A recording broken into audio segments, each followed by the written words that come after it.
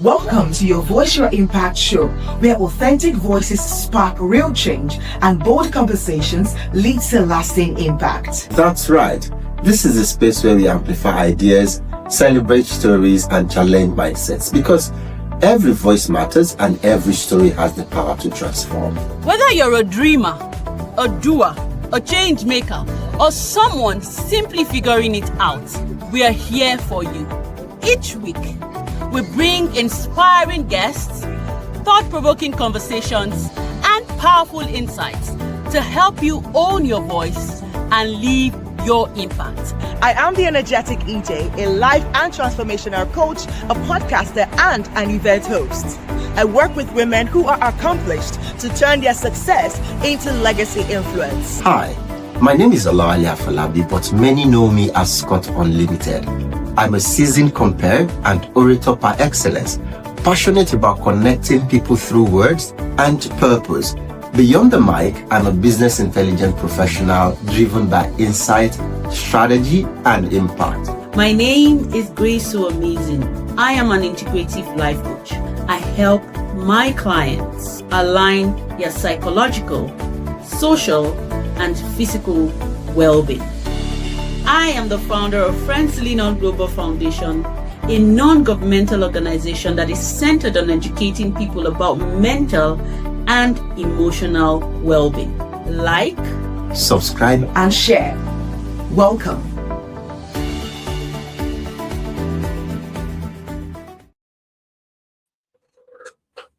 All right. Yes. Welcome and welcome back to Your Voice, Your Impact show. This is another beautiful Monday out here, and we are excited to be back again on the show. And yes, we all know that June. So June is special for us. So my light is misbehaving today, guys. So just bear with me. June is special for us in that June is our anniversary, really. I know that this year is as if we're not making too much noise about it, but we are still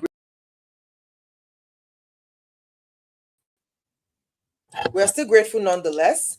But also is that June is a month where men are being celebrated, right? Men are celebrated for like his father's month, but also there's still the talk around men's mental health as well. And so today we're going in that route to talk about something around father. But let me bring on Gracie. Let's check in, and then we'll bring our guest for the day. And of course, Scott is going to join us as we go along because I think he's currently in transit. But yeah, Grace, how are you today? I'm fine. Can you hear me? Because it was misbehaving at some point. I thought it was from my end. Oh, really? I can hear you. Can you hear me? Can you still hear me? Okay, good. Yeah, good. Okay. Hi, it's a beautiful Monday here, and I'm hoping that you can hear me, you can see me.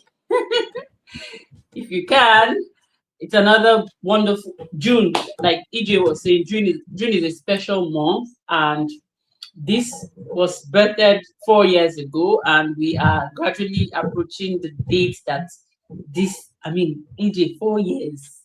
I know. We are no longer toddlers, so we're gravitating. Our leg don't strong for ground. All right, so that's something. We've done something for 4 years, and most importantly, we have. Well, I would say that our platform has really impacted lives. I don't know. What do you think? Absolutely. Impacted us first, even before the other people that are watching. It has impacted us first. I mean, it's still amazing that 4 years in, we've not met each other, but I know this is the year. This is the year. 4 years don't waka.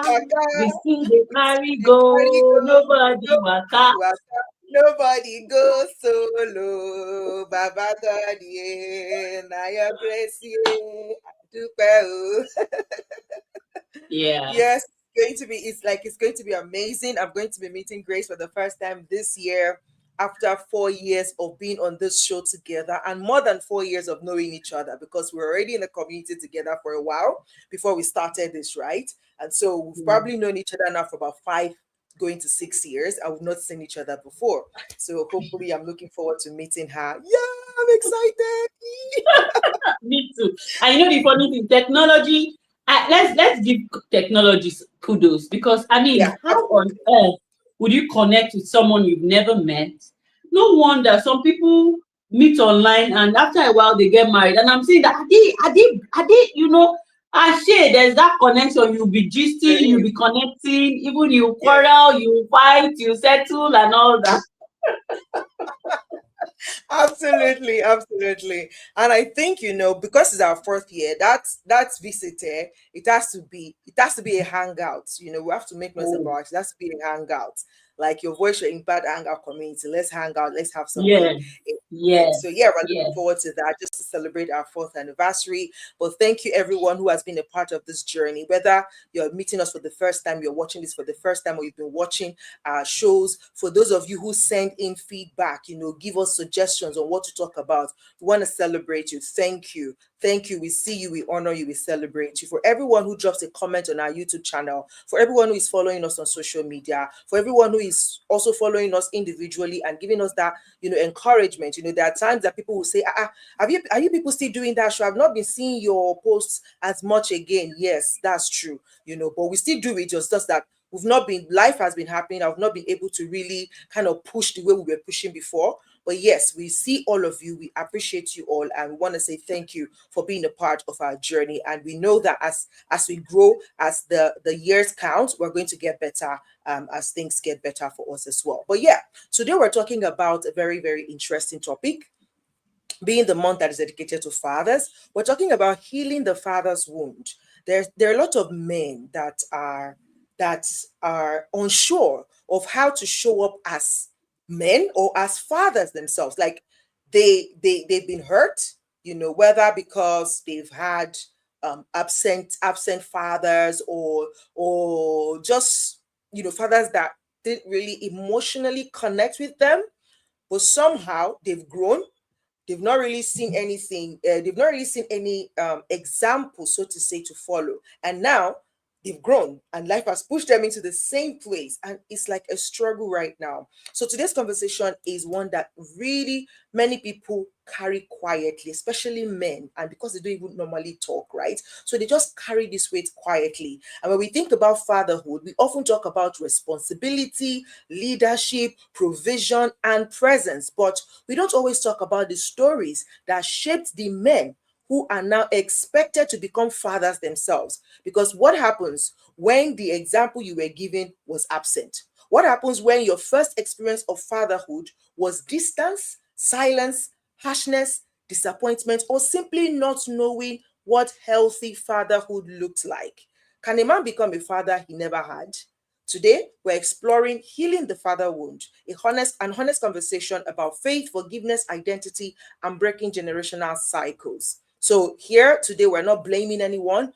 We are not staying stuck in the past, but we're asking the important question, so that even some people might be carrying this weight, but they don't even know how to process it.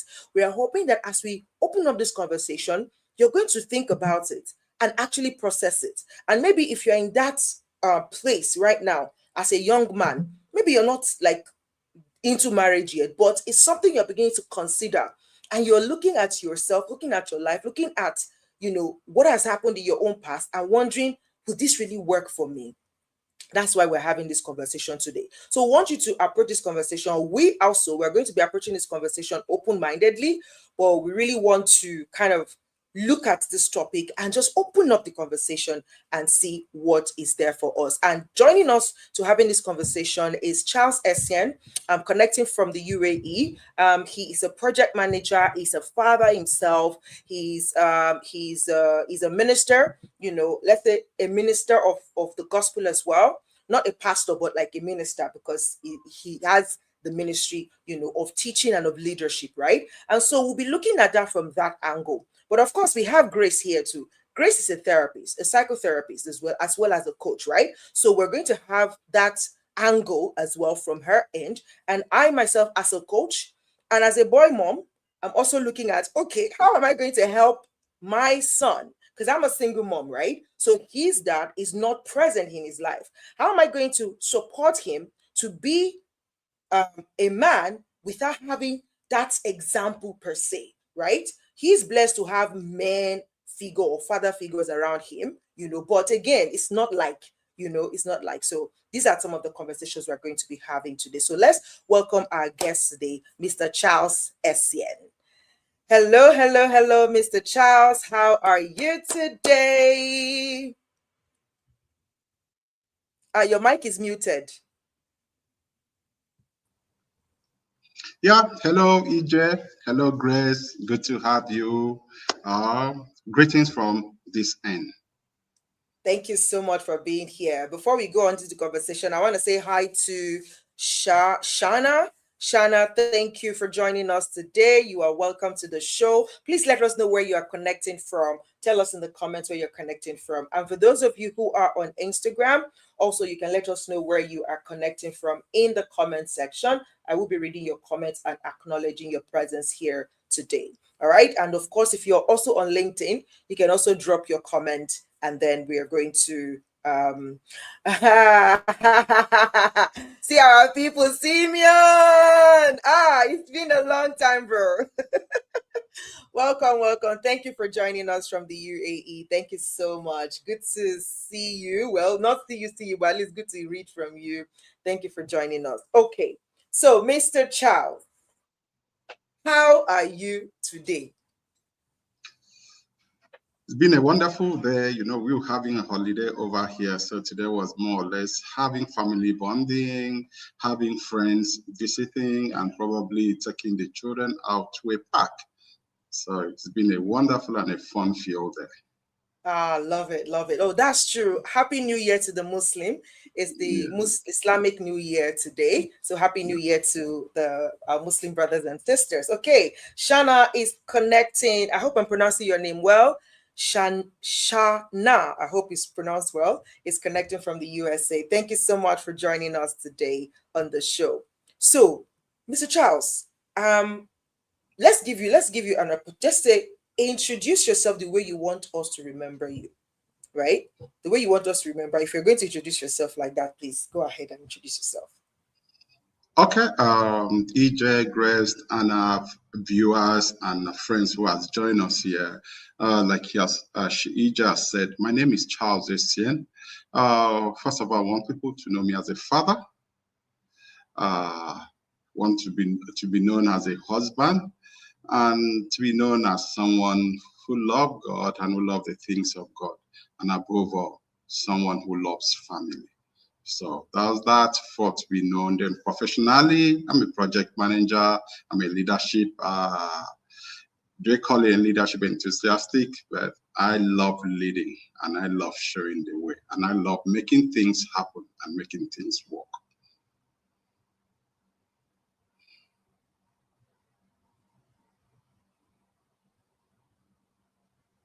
EJ, we can't hear you. We cannot hear you, EJ. I'm muted. Sorry. Thank you. All right. Yes, I'm like, I can testify to that. All the various angle of you as a father, as a leader, and as somebody who make things work and who organizes things. So it's a pleasure to have you on the show today.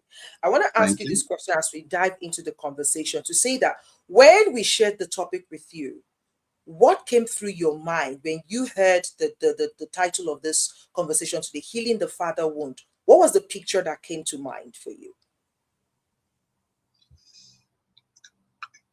Healing was that thing. Most times we don't sit back to know if we need healing. And when I saw that topic, it comes to me that truly we only live what we have learned. We only live what we have grown with. So if we live with wounds, we're going to showcase ourselves as people wounded.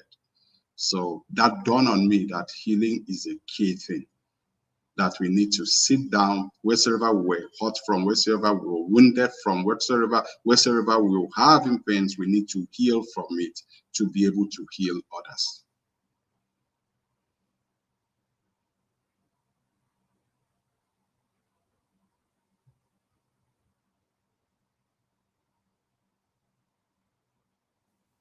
Sorry, my system is also doing its own thing. But yes, absolutely. I love what you said about if we don't heal, then we're going to it's like the saying that says hurting people hurt people. People, yeah. Bleeding people will just spill over other people, and people when people don't find healing that they need for their heart. Well, what would we say when we say father's wound? What could that look like for a person? Because I feel like sometimes some people might be carrying a wound and they're not even aware because they can't name it that is a wound. So what does having a father wound look like? It could have different shape, but from your own perspective, what could that look like?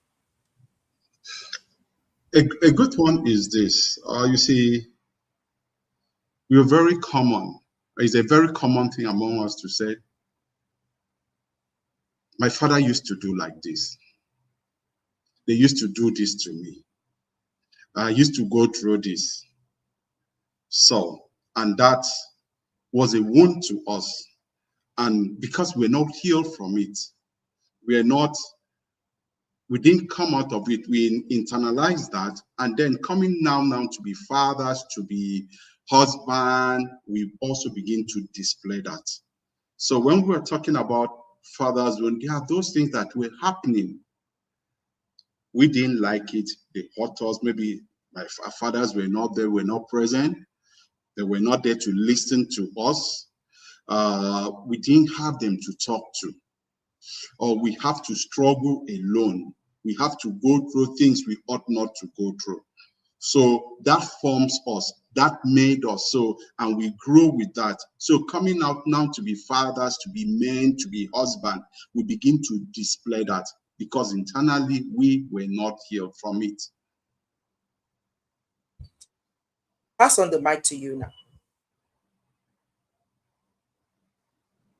All right, thank you so much. And the first thing that's coming to my head, starting from the fundamentals in terms of family. So when you talked about being a project manager, what came to my head was if you were to give like an illustration using the format in terms of project management, where would you place the father in the scheme of things?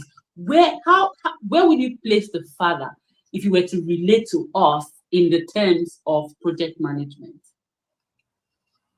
Okay, as a project manager, what do? We manage from end to end.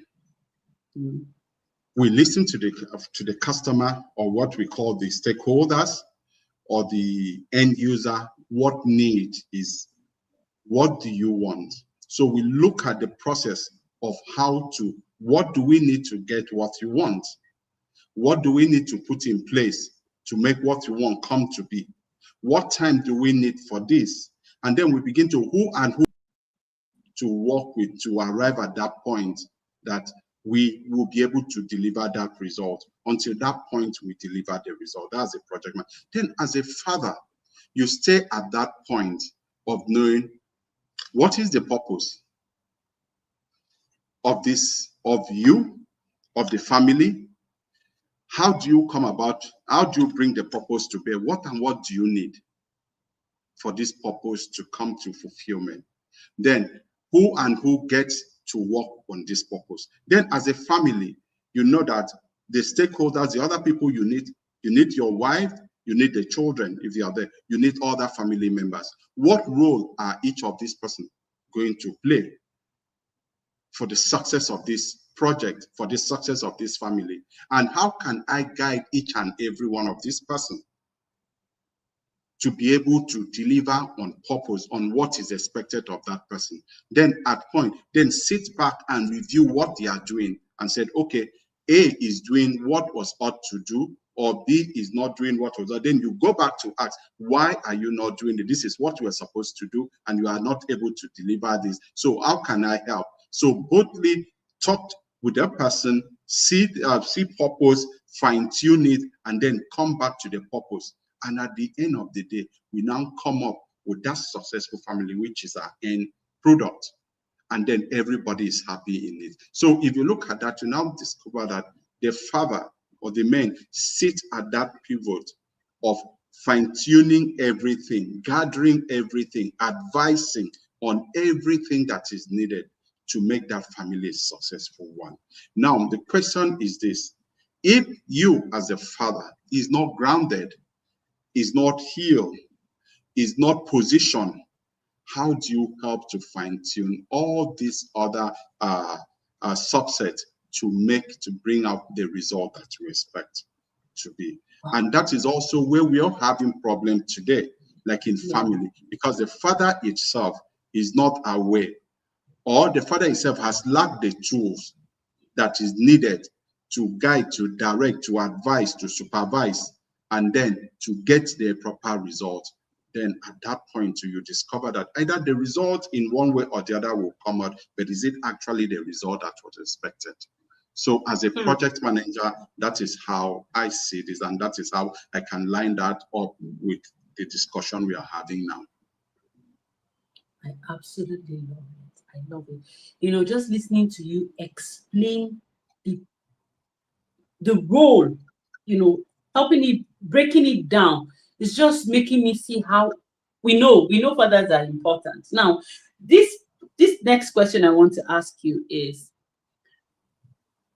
how important, you know, we know that it's very important, but we need you to break it from generation to generation. What unhealed father, transgenerational unhealed fatherhood can do to generations coming. Unhealed generational fatherhood, what it does to the upcoming generation, the generation coming forth. If you're looking at it, when a father is not healed, when a father is carrying a wound which is unhealed, that wound could have been a wound of self-confidence. That wound could be a wound of self-confidence. That wound could be a wound of purpose. That wound could be a wound of misdirection. Take, for example, I'm going through part. We have 3 parts to go. And I'm supposed to go to, we have part A, B, C. And I'm supposed to go to part C. And in one way or the other, I was not guided well, and I'm put into part B. I have missed the direction. Now, if I want to direct somebody else, maybe I meet somebody else on the road and who is going to part C, how am I going to direct that person? I'm going to misdirect that person. So you now come to see along that path, everyone is going to go on wrong direction. But peradventure, I have missed the path, and somewhere I realize it, and I now take a turn back and begin to take the right path. Then I will be able to direct the next person on the right path. So that's the purpose of healing. And most of us are going through that without having that opportunity to have a turn.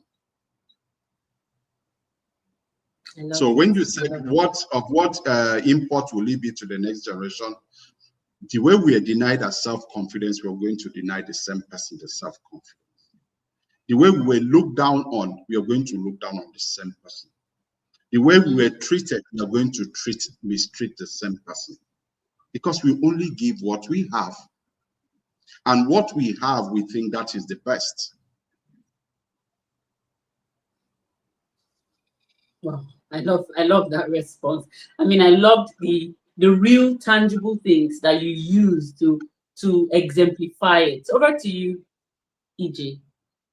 Thank you. Thank you so much, Mr. Charles. Yes, I love the analogies because it's easy to picture and easy to see yourself in it, even if you're unsure whether you're hurt, you're wounded or not. Because sometimes too, I feel like a lot of people also live in denial. You know how we were growing up and we're like, I will not do this. Okay. If you're not intentional about truly healing, going through the process of healing that thing, you will do times 10 of what your parents did.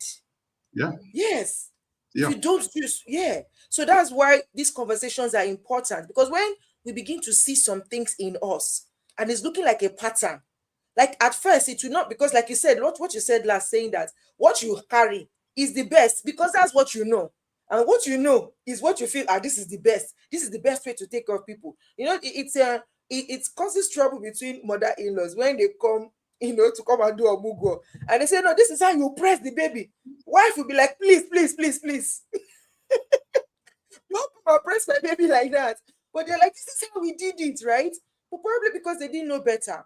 But Yeah. compare that to, let's say, a mom who is constantly being educated and is aware of how things have evolved in the medical world with kids, with handling children, to know that, okay, maybe back in the days, that was what we knew. You press their neck, but right now you don't have to. There are better ways of doing it.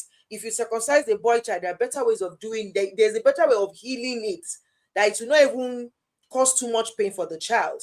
It becomes a bit, the friction between them becomes easier. It's the same way here. If we understand that this is a burden or this is a wound that I'm carrying, and we work on it, then we're able to pass on a better way, or a better way of doing things to the next generation. So how does an unresolved father wound quietly show up in the life? I think we talked about it in a bit, but let's spread it a little bit. Outside of direct fatherhood, do you think it affects other area of our lives, like relationship with other people, like our faith, like work, even the way that you see yourself?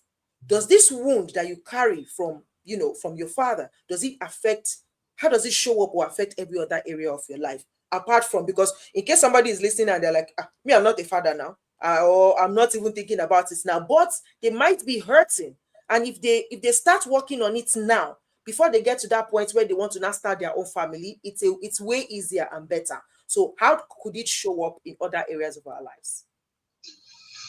You see, we are one entity. That the way we are made affects every other thing we are going to do.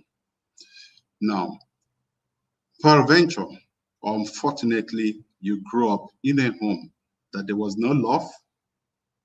You grew up in a home that nobody, you are not seen to have a purpose. So everybody has to breathe down on you. So self-confidence is taken away from you. You grew up in a home that you are not allowed to talk. You don't have opinion in matters that concerns you. You're going to internalize that and see that to be the best, and see that, or growing up and box yourself in that way.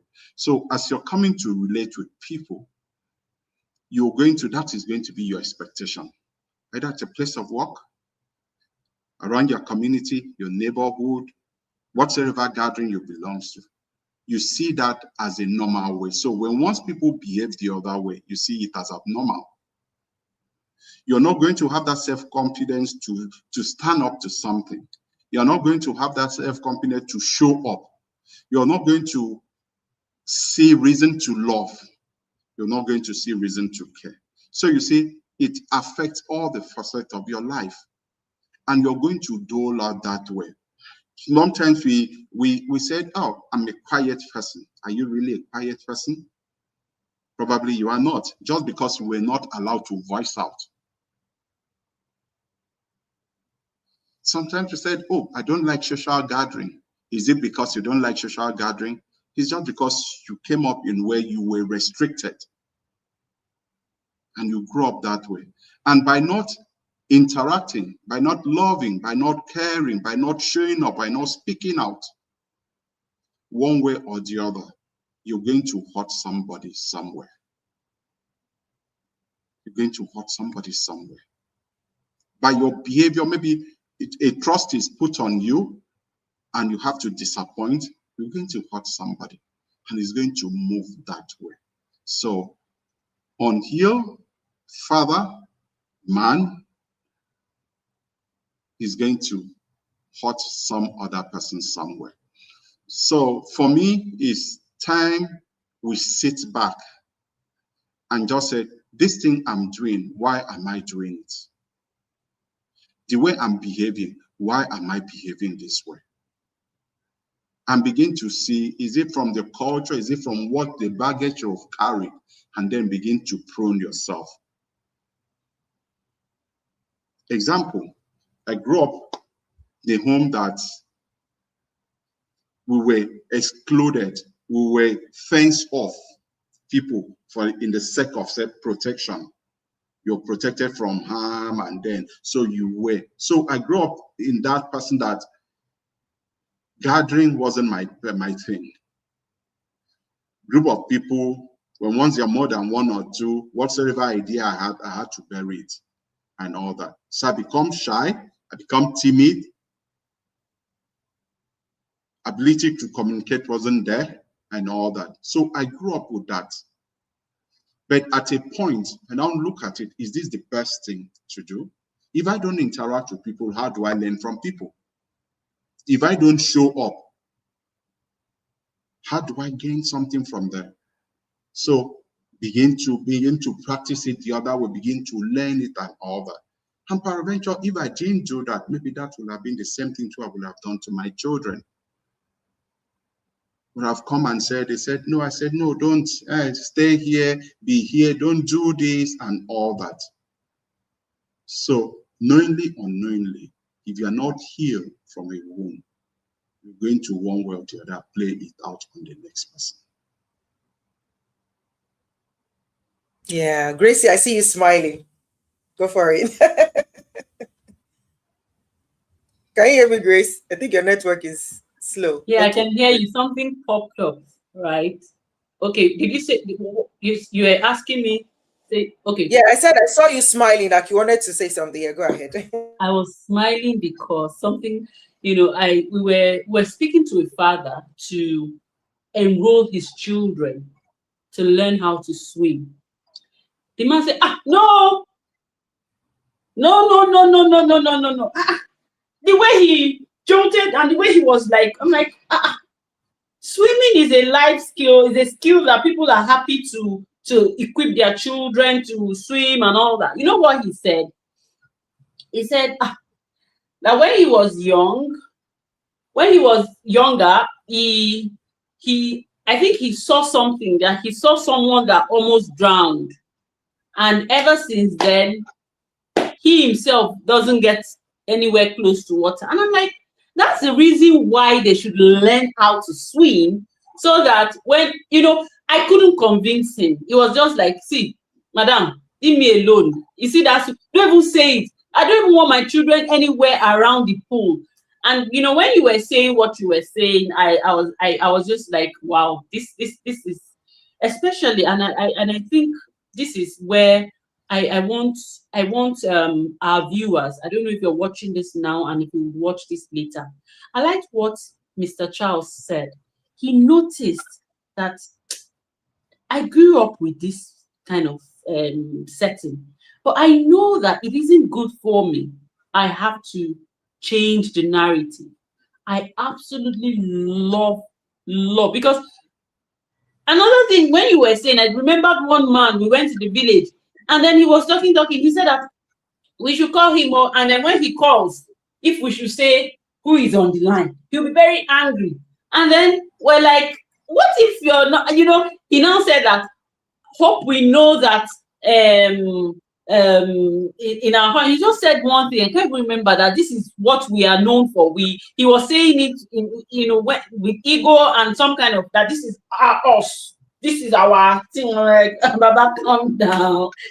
How can you be attributing yourself with something that is not good? I can't remember what he said, but when he said that thing, I was like, Baba, calm down. And the question I want to ask you now is around culture. Culture has come in a way that culture is supposed to help us, in certain ways.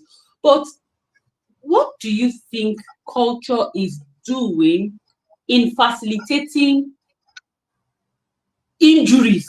This one is no injuries in fathers, and they're passing it out, not by their own making, but just culturally, they are wounded.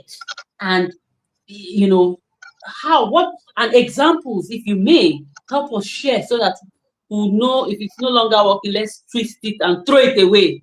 So, dear fathers, wherever you are, come out.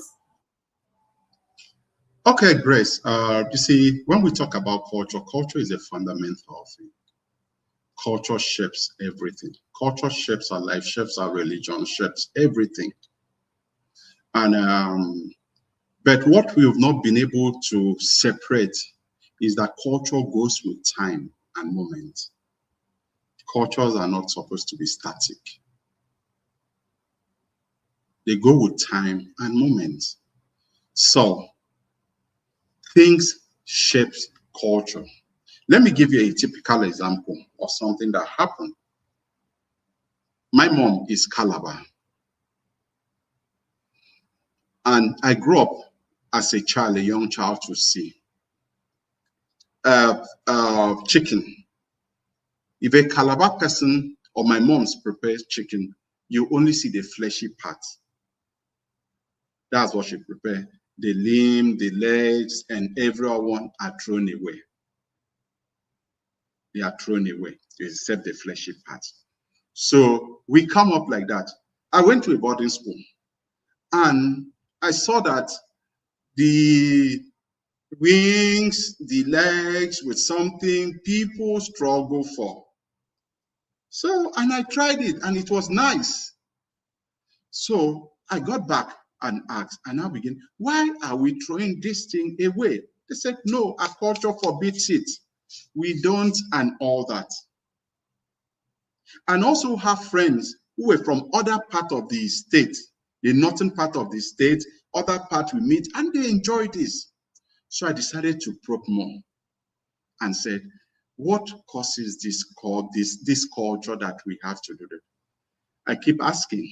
Fortunately for us, we had an old auntie, as at that time was in her 90-something. I'm talking about then I was about 10, 11, a bit less than 15 that time. So got to her and I began to talk and ask why. I was shocked by my feedback. That our parents, our foreparents then, our grandparents then, you know, it's not now we have refrigerator, we have way to store. Then they used to cook with earthen pots, which is small. So they cook what they eat at that moment. So if you have a small earthen pot, and you know, then they rail this chicken, then it was a household thing that you pick. So if you have a small earthen pot to cook with, and you kill a big chicken, you know, by the time you put the limbs and the thing in the pot, it will take up the space. It will take up the space. So that was why they threw it away and just cook the fleshy parts. So that was why it's not because it was a taboo, it's just because they didn't have space. And the food was to be eaten right there. So that come up, the other generation came up, met it and grew up, and it became, and it was attributed as a forbidden thing. So that's why I'm saying culture has to do with time and has to do with season. Culture is not in isolation. And let us bring it back to homes. A lot of us grew up when our fathers, when they came back, sit, read their newspaper, go to work, sit and do, everything is brought to them. Water, you hold water for them to wash their hands, and you stay, a mother stays. They were not doing any other thing. Some were doing business, like my mother were doing business that they have that time. So they stay there and they do that. So we grew up with that mentality that this is how a man, the culture, this is how a man needs to be treated. When a man says a thing, that we grew up, like we said, when a father says things, if you know, you don't have any say to it, you take it and walk away. I can remember one time something happened in my house, and what was said, I knew that it wasn't right. But I couldn't confront my father. But because I couldn't hold on to it, I didn't want it to continue. All what I could say was that I just stayed there and said, I don't know that adults lie. And I'm not sure, I think it was later over years that my father forgave me over that. That how can I say he was lying? So you see, these are also things we come up. I could grow up with that who I wasn't listening to, I get angry and all that, come back to pass it on. So when we're talking about culture, culture is not a bad thing. Culture is identity, but culture to evolve. I can't expect my children to be doing the things I was doing because I've come to see it has changed. That is not the myth of it. And that also should also put me back that, you see, you don't just come to realization of this, that this can change or this and this, until when you now have a connection with your Father, which is our Lord, which is God himself, and begin to see how he wants us to live. That is when you can easily differentiate if we're wounded or not, and also take time to heal and ask him to help you to heal. If not so, we might be tied to things that are not the meat of it. We make it meat of it, and we begin to hurt people. We begin to live our life because of those things that we learn and we feel is culture. So whenever we talk about culture, culture is not a bad thing, but we have refused to allow the culture evolve the way it ought to be because of the influence of time and the influence of the season.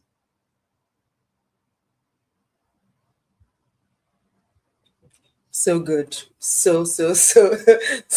So good. Thank you for establishing that. And I think, it sits and it begs for us to really question. I remember we had an episode about culture, and we talked about these things where a lot of things that people are just carrying on now are things that were set by people that are dead and gone. And they did it, just like you said, in their own time. It doesn't apply now, and so we should be able to question things. We should be able to question things. Thank God that you have evolved and you are now open to at least having your son say, daddy, no, that thing you said is not correct. Because before, now, who born you, that is not correct. How? Hey, you cannot even try it. You won't even say, you won't even open your mouth to say it. But thank God that for some of us, we are open now to just moving or evolving with the time and season and shifting the culture. But quickly, before we move away from the subject of culture and that healing part of it, where do we draw the line? Because again, say in this climb that we're in now, it's almost like shamelessness is out of vogue, because people are now shameless now, and they do things that you be like, are you not thinking? And to an extent, it felt like the culture was helping us curb some of those things. So where do you draw the line between when to know when to leave a culture behind and when to carry on? Because like you said, culture is identity. So if we keep shifting as it evolves, would it not shift our identity as well? How do we draw the line? A common example I will set is when we talk about culture and identity and shifting, like you said, is one thing to consider, because sometimes I also seen people said culture is not static, so we need to change it, and then you begin to evolve it. Now, the key thing there is the truth. The key thing there is what is ideal. So when you are contesting, or when you are checking through trying to prove it, you first of all must understand what is the real thing, what is the right thing, who am I, what do I represent?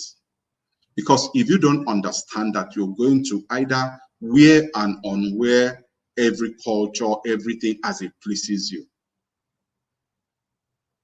Identity is to keep us sane. Identity is to keep us represented. So I'm not supposed to be picking up something else that goes against my identity. Because like you're talking about culture, culture is vast. You have it in clothing, you have it in this, you have it in lifestyle, you have it in attitude and all that. So first thing I need to decipher is that, what is the right thing to do? What is the right thing to do? So by the time I check through that, then it will help me to know, okay, is this going to evolve because of time? Or can this evolve because of time? Because take example like dressing. Like dressing, you know, our culture could say you need to be sane, you need to be dressed decently. That is the culture, and that is the identity of everyone, because we are valuable people, we are precious people. So we must dress to represent ourselves. But does that make me move from probably we're reading somewhere and says some culture don't allow this kind of fabric, don't allow this kind of dressing. Then we also, somebody raised it up, if you go to a region that you know that this kind of fabric cannot shield you, so what do you do? What do you do? At this moment, you see that is about how do you survive, how do you maintain yourself, how do you represent yourself. So for me to be able to check, to know if I need to carry it on, what is the layer that needs to be removed is first of all to see how I deal, who am I first? What do I represent? Because if I'm someone who represents love, who wants to love, and I get to a culture that that shield me from loving, then I'll have to probe that culture. If I'm this person who is supposed to, be there like we are other, to be there for each other, then we get to a culture that doesn't allow to interact with each other. Then I approach that. Because that culture is going fundamental, is going against my fundamental. It's going against my values. So that is what we need to do, to check, to know. We don't just jump on things that doesn't represent us, that doesn't speak who we are. Right, fantastic, fantastic. Okay, as we are getting ready to wrap up this session, I want you to now speak to men who probably have now, let's say, they know, they are aware, or maybe they get into this conversation and now they are looking at, or they are seeing the signs that, oh, this is actually the burden or the weight or the wound that I've carried from my father. How would you say? I mean, that could show up in different ways for different people. But what are some principal or practical ways that men can begin to heal or start their healing journey? What would your recommendations be, or what have you seen that have worked for men to help their healing journey? I've read several books about healing. I've heard a lot of people talk about healing, especially for men. I think the beginning point is having a relationship with God. He's the greatest healer. He's the revealer. Most times, you know, most of the things happen and then you don't even know that you were hurt. So as you get closer to God, it begins to reveal that. I remember, I don't know who I was talking with, I said, when you hear children said, and they talked about the emotional, I said, I'm traumatized and all that this happened. I said, in our own time, who knows that? Now one time you are whipped, you are flogged, you stand up and even tell the person thank you. So you believe that you deserve to be flogged. But the children now don't see that. They don't see it that way. So that means that we didn't discover that, but there are also some people too that I've seen a father flog the son so bad, and something that he shouldn't have. And when I now turn and ask, he said, that is how they used to flog us. That's a wound. Has not been healed from that, he has not come to. So we need to first draw to God, seek him, ask him to reveal who we are. And then as we begin to talk with people, as we begin to get into community, we'll now begin to, so this is what is actually happening to me. Then you begin to find a way on healing yourself from that and begin to practice how to live the other way. Begin to practice how to live the other way. And then so that we can actually be that pace setter, be that light to the people following us. We can actually pass on that real life. And then also, if you are this person that you were not allowed to talk as a child, Yes, it hurts, but you shouldn't do that. You should also, because what makes it hurting to you, you need to discover that. If you know, oh, you had good points to say, and then you were not allowed to. So it's also for you to learn to also give the younger ones opportunity to say whatsoever they have. And gradually you also begin to accept that, and that becomes a healing to you. So we need to seek God. We need to ask to discover ourselves. We need to painfully begin to redo those things or undo those things that were done to us, to the people around, so that we can be perfectly healed from what we went through. Thank you so much. Grace, do you have any closing thoughts as we begin to wrap up the session? All right, so I would like for you to just share what a healed man looks like. What are the things that a healed man exhibits that you know that okay, they they they they've been through certain things, but they've healed and they are now in a better place. What are those attributes that you would see to know that a man is healed of his trauma and all of those things? The first thing there is going to be a loving person. Going to be a very loving person. Is someone who is out because he knows this is what I went through. Is someone who is out to help others correct that. Is going to be that person who is ready to heal. The father that is healed from every wound he carries is a father or a man who is going to love the people around him.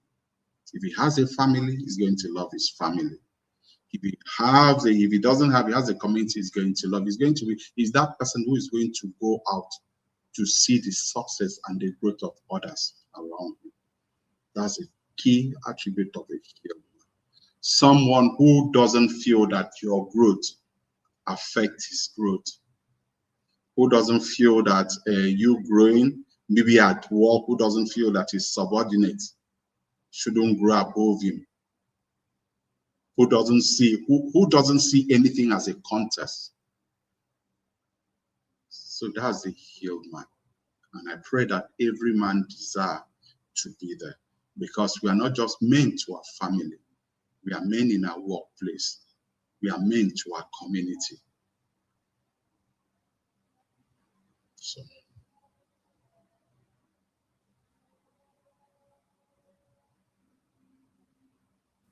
All right. Thank you so much. Thank you so much. Absolutely fantastic conversation we've had today about men. And if you know a man, just send it to them, because I know that, I just completed a boot camp, a podcasting boot camp just this last weekend. And I know one of the conversations we had was one of the ladies wanted to talk about something around men. And it's like, men don't like to be told what to do. If they just say anything that has to do with man like this, they will just say, hey, wait till this one want tell me, wait till so so please don't do that. These are conversations. We're not telling you what to do, but we're creating awareness on what could be, a situation or something, so that you can think about it and then you decide what you want to do with it. But by all means, open your mind to think about these things, because really you might just be hurting from something. But if you don't, even the truth is, I don't feel like if you don't accept that you are hurt, you cannot get healed, because you will not do the work that would warrant the healing. But once you accept that, oh, okay, this is something here, I'm hurting from this. Once you identify it, then you can now start to do the work that will bring about the healing, so that you don't spill that hurt on other people around you. So I hope that this conversation today has opened up something in you to help you ask questions about how you do the things you do, why you do the things you do, and who around you is making you do the things you do, and so that you can maybe question why all of these things are, so that you can make adjustments when necessary. Thank you for being a part of our conversation today, whether you're watching us from Instagram,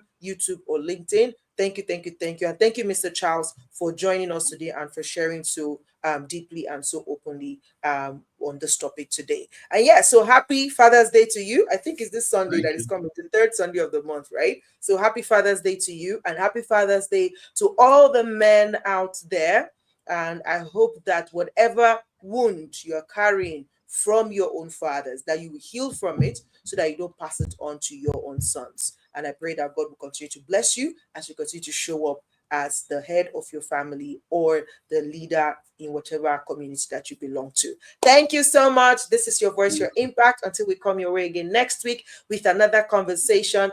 Next week now is going to be our fourth year anniversary on the 19th of this month. So we are also celebrating that. God bless you, and we'll see you next week. Bye-bye. Thank you. Bye.